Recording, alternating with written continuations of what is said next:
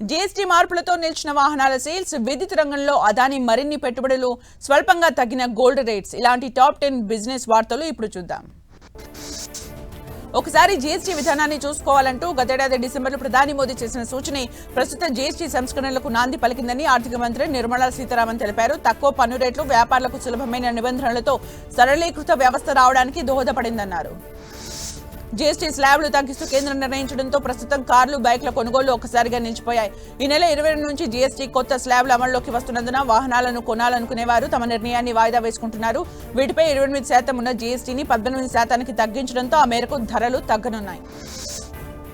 Germany luxury కార్ల తయారీ సంస్థ ఆడి కూడా జీఎస్టీ రేట్ల కోత ప్రయోజనాలను వినియోగదారులకు అందించనున్నట్లు ప్రకటించింది. ఆయా మోడళ్లను బట్టి 2.6 లక్షల నుంచి 7.8 లక్షల వరకు తగ్గింపు ఉంటుందని వెల్లడించింది. దీంతో పండుగ సీజన్ కు ముందు డిమాండ్ ఊపందుకోనుందని సంస్థ ఆశాభావం వ్యక్తం చేసింది. జీఎస్టీ రేట్ల కోత ప్రయోజనాలను వినియోగదారులకు అందించడంలో భాగంగా తమ మొత్తం వాహన శ్రేణి ధరల్ని 2.4 లక్షల వరకు తగ్గిస్తున్నట్లు హ్యుండై మోటార్ ఇండియా ప్రకటించింది. కొత్త ధరలు ఈ నెల 22 నుంచి అమల్లోకి రానున్నాయి. జీఎస్టీ రేట్ల కోత నిర్ణయం వాహన పరిశ్రమకు ఊతమిస్తుందని సంస్థ తెలిపింది. విద్యుత్, పునరుత్పాదక ఇంధన రంగాలపై 2031-32 ఆర్థిక సంవత్సరం వరకు సుమారు 5.28 లక్షల కోట్ల పెట్టుబడులు పెట్టనున్నట్లు అదానీ గ్రూప్ వెల్లడించింది.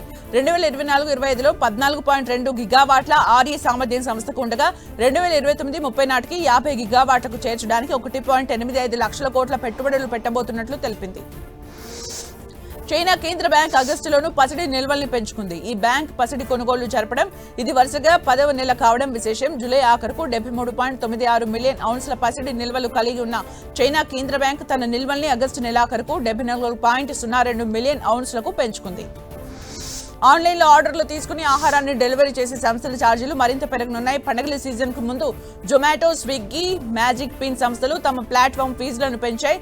దీనికి తోడు ఈ నెల 22 నుంచి డెలివరీ ఛార్జీలపై 18% జీఎస్టీ విధించనుండటంతో వినియోగదారులపై అదనపు ధరల భారం పడనుంది.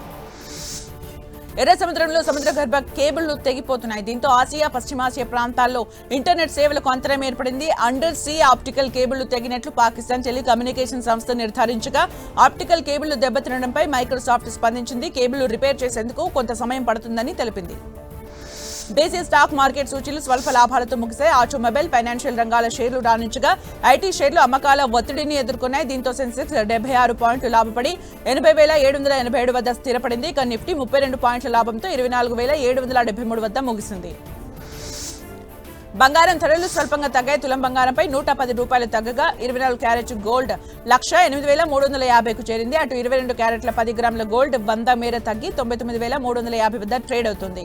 కిలో వెండిపై 1000 రూపాయలు తగ్గగా 1,27,000 వద్ద ట్రేడ్ అవుతోంది.